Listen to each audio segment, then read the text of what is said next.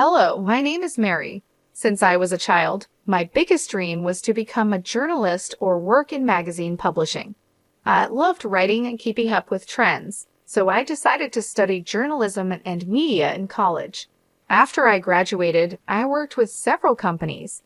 They weren't very famous, but I was happy because I was living my dream. A few years after graduating, when I was around 31, I met my future husband, Jerry. Jerry came from a wealthy family that ran a successful business. This is important because Jerry's mother, Nicole, never approved of me. She often showed her dislike, thinking I wasn't a good match for her son and criticizing my career in journalism and my education in the field. At first, Nicole's negative attitude and harsh words were very hurtful. It's tough when someone constantly puts you down, but for some reason, Nicole thought it was okay to treat me like that. Thankfully, Jerry always defended me against his mother's cruel remarks. His father, Willie, also supported me, standing up for me whenever he saw Nicole's mean comments. Over time, I became more resilient to Nicole's jibes. Jerry even suggested that we should limit our interactions with her, but I didn't agree. Jerry worked in the family business with his father, and reducing contact with his mother might have made things awkward for Willie, who was genuinely kind. I didn't want to cause any strain in their family or make Jerry cut ties with his family. Through it all, we managed to stay strong. I learned the importance of patience and resilience, knowing that keeping family relationships often means dealing with tough emotions and situations. Handling Nicole became a regular part of my life because we only saw each other a couple of times a month. However, things changed a lot when her husband, Willie, had to travel overseas for work. Nicole didn't want to stay alone, so she moved in with Jerry and me until Willie came back. I had doubts about this arrangement, but believed family should come first. Living with Nicole was hard. She always found something wrong with what I did and constantly criticized me. Even though her comments were relentless, I managed to cope without taking it personally as long as she didn't cause real harm. However, my patience was tested during a particularly stressful week at work. I was leading a major redesign of a section in our magazine, a project that was crucial for both the publication and my career. Success could lead to a promotion. Nicole didn't seem to understand the importance of this project and was indifferent to the pressure I was under. One evening, just before the big presentation, I was discussing my worries with Jerry, and Nicole overheard us. She came into the living room and interrupted with her opinions. As I shared my fears about failing in front of the company's top executives and potentially missing out on a promotion, Nicole bluntly dismissed my concerns. "Well, Mary, I overheard your conversation, and honestly, you probably don't have the skills for this. You'll likely do poorly tomorrow," she said, without being asked. Her words were harsh, and she added insultingly, "Just see it as an opportunity to quit and perhaps focus on being a housewife." Her comment hurt deeply, showing not just a lack of support, but also a strong disregard for my professional dreams. This confrontation highlighted how hard it was to live with Nicole and tested my commitment to keeping peace in the family despite our differences. Nicole's remarks that evening crossed a line when she suggested I'd be a better fit for her son if I gave up my career. "I can't believe he married a journalist," she said scornfully, making it clear she meant to belittle my profession and my efforts. Feeling frustrated, I responded firmly, "Mom, you're overstepping. I don't have time for this nonsense. I have more important things to worry about than your opinion of me or my relationship with your son." Nicole seemed shocked by my assertiveness. "How dare you speak to me like that?" she said. "So it's fine for you to insult me, but not for me to defend myself," I retorted. She turned to Jerry.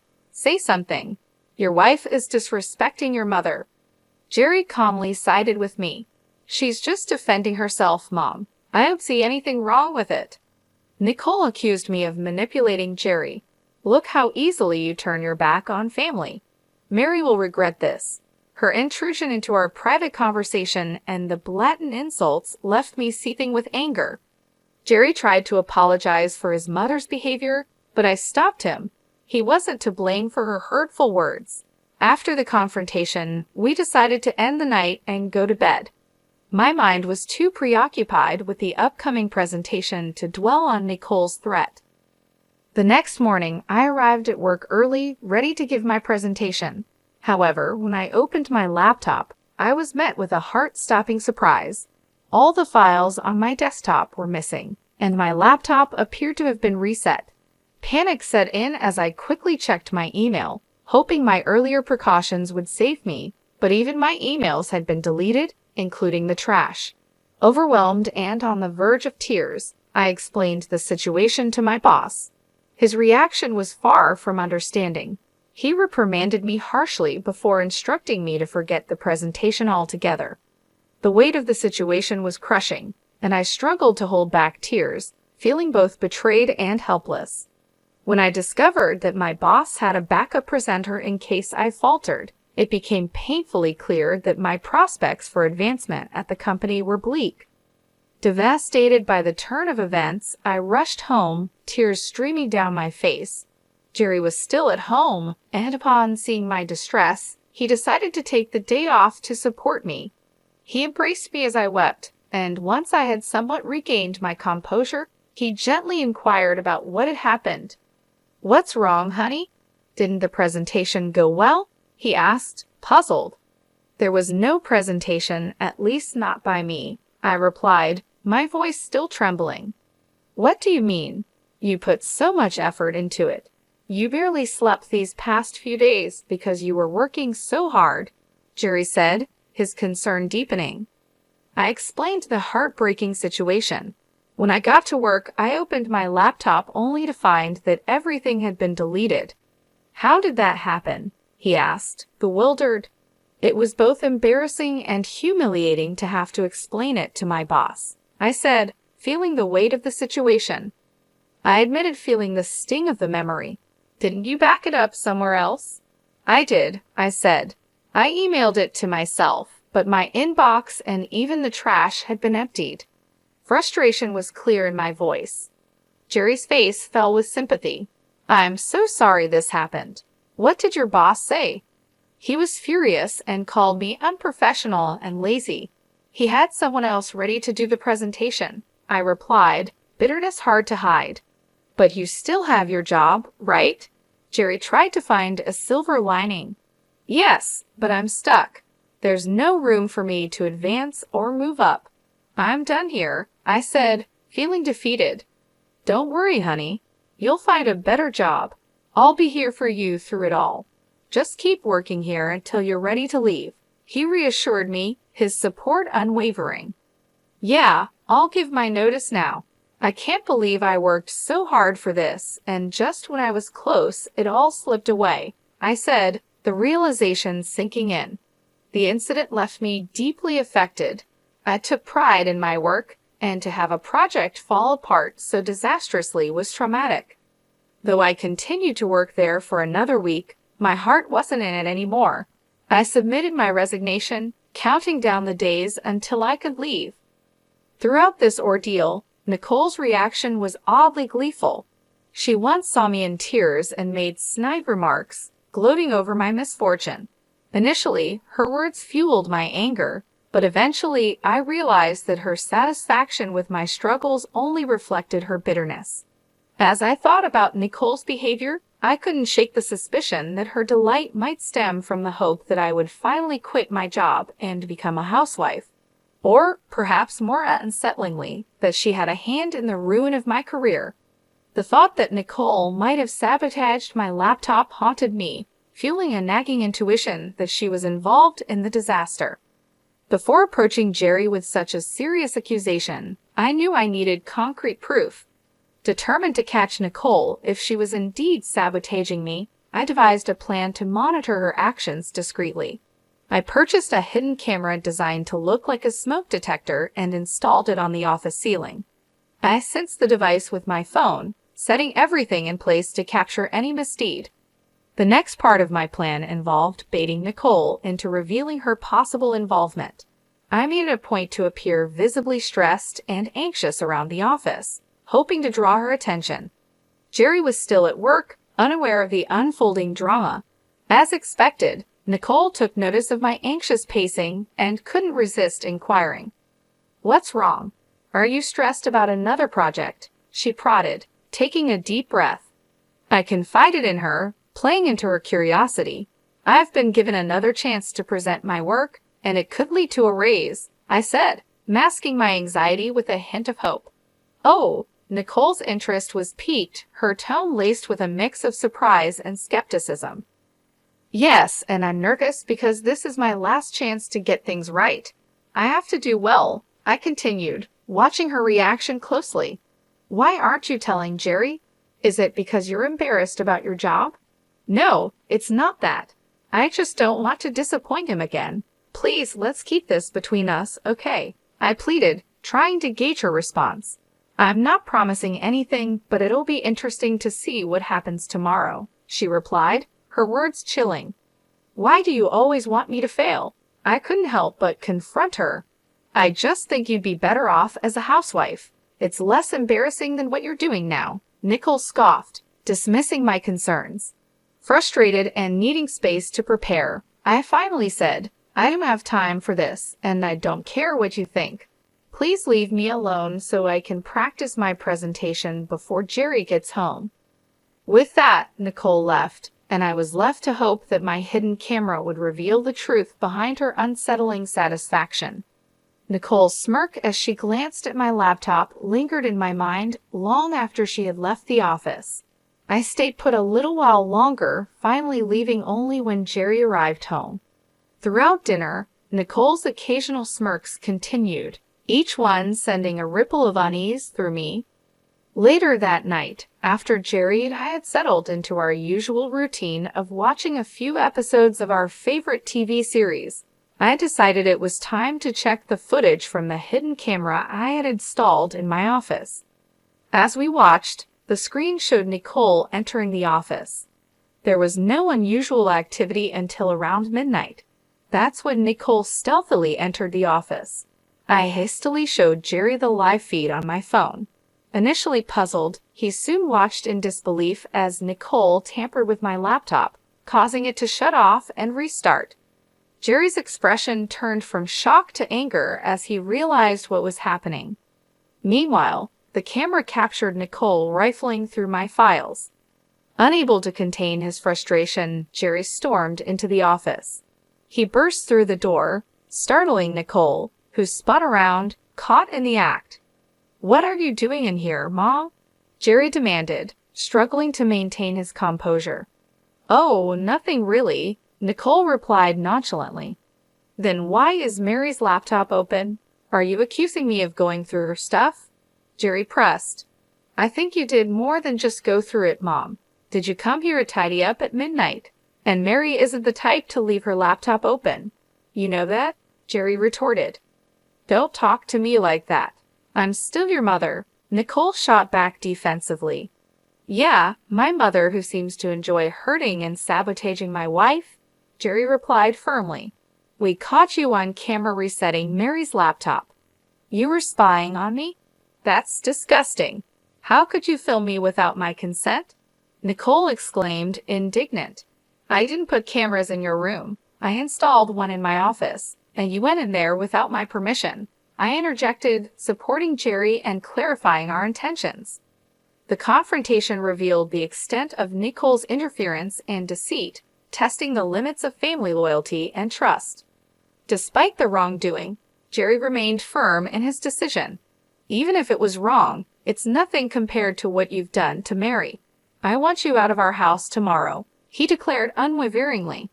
Nicole protested, her voice tinged with desperation. "But I'll be all alone." "I don't care. I don't want to talk to you," Jerry replied, his mind made up. The next morning, Nicole tried to delay her departure by busying herself with breakfast preparations and washing dishes. However, Jerry was resolute. As soon as she finished, he came downstairs with her bags packed and informed her that he had ordered her an Uber.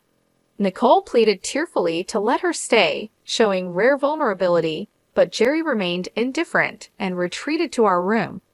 Left alone with me, Nicole lashed out, accusing me of setting her up.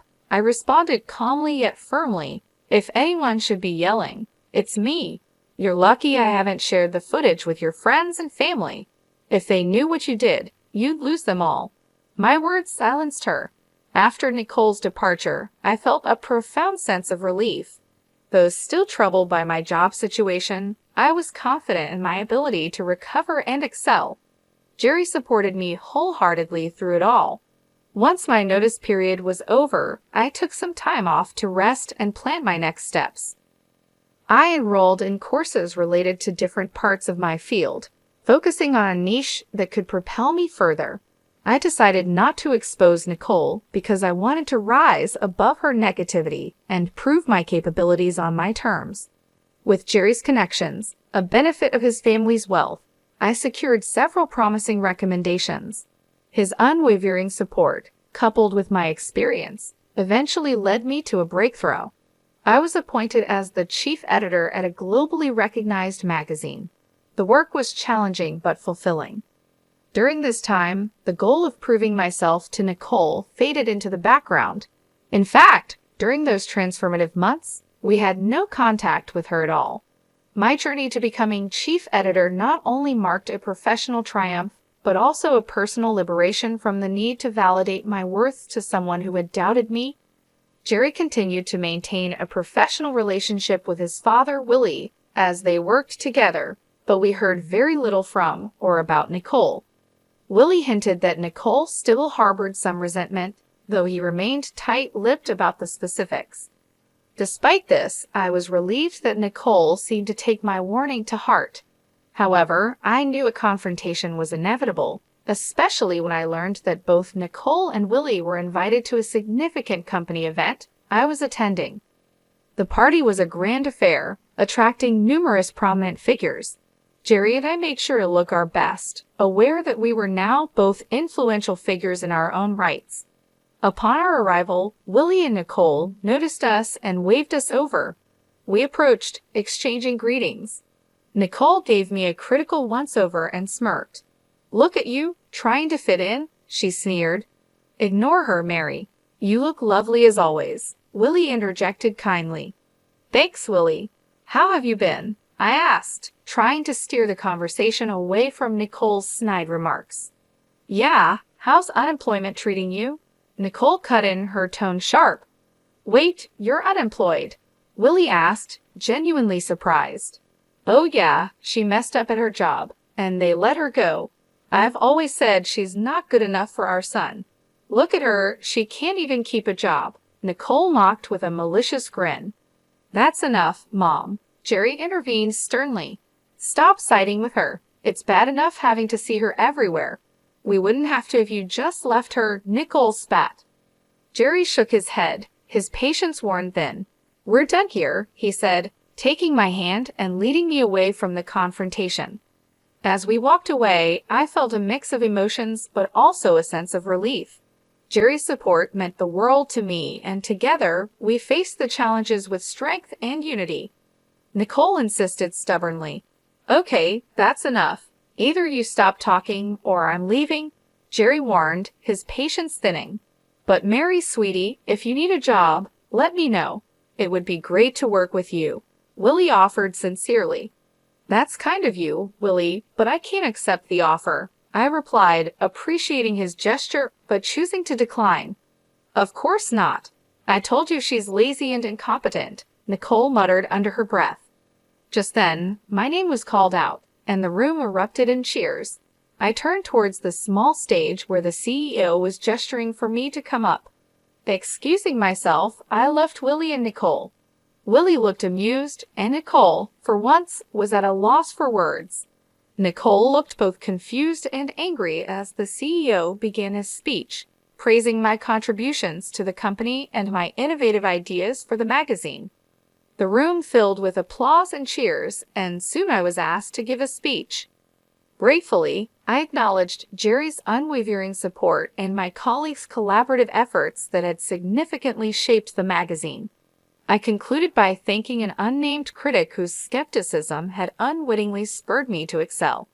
As I stepped off the stage, many congratulated me and curiously inquired about the critic, but I chose to keep that detail private.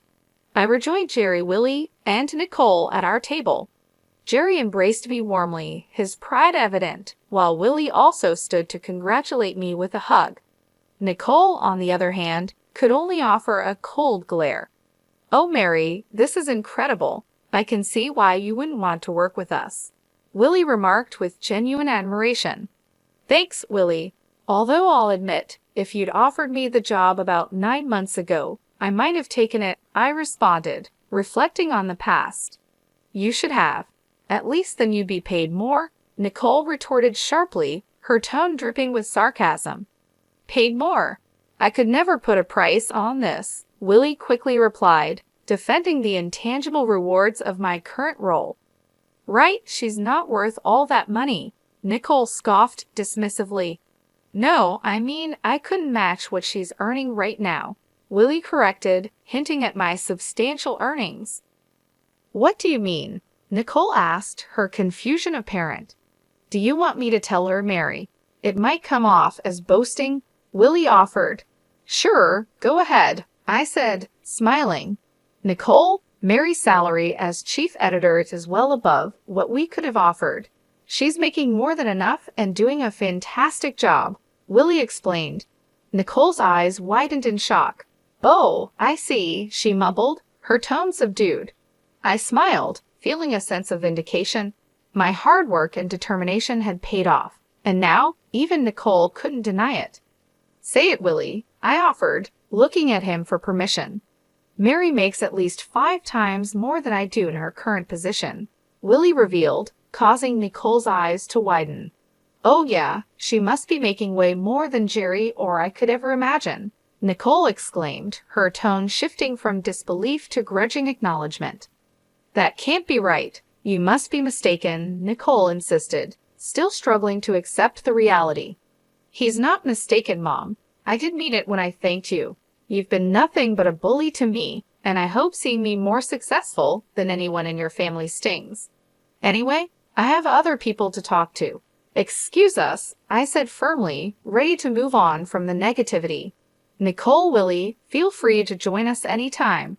Goodbye," I concluded as Jerry and I left the table, leaving a stunned Nicole behind. Willie chuckled and raised his drink to me as Jerry and I walked away, a gesture of solidarity and celebration. I had never felt more alive and validated. It was an incredible moment of triumph, and I was immensely grateful for Jerry's support throughout it all. As we made our way through the crowd, I couldn't help but reflect on the journey that had brought me to this moment. The challenges, the setbacks, and the doubts had all led to this point of success. I felt a renewed sense of purpose and confidence, knowing that I had proven myself not only to Nicole, but to everyone who had ever doubted me.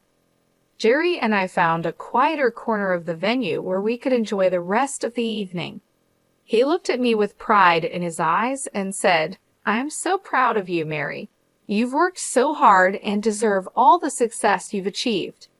"Thank you, Jerry. I couldn't have done it without your support.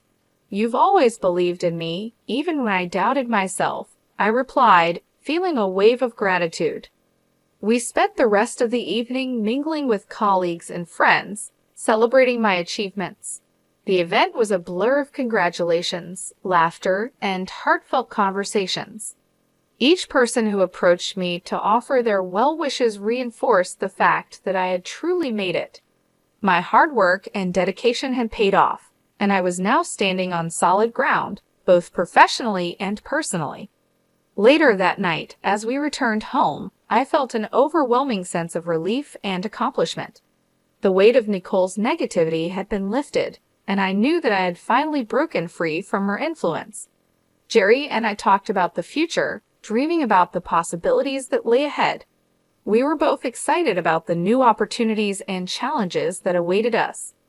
In the following weeks, I settled into my new role as chief editor with renewed enthusiasm.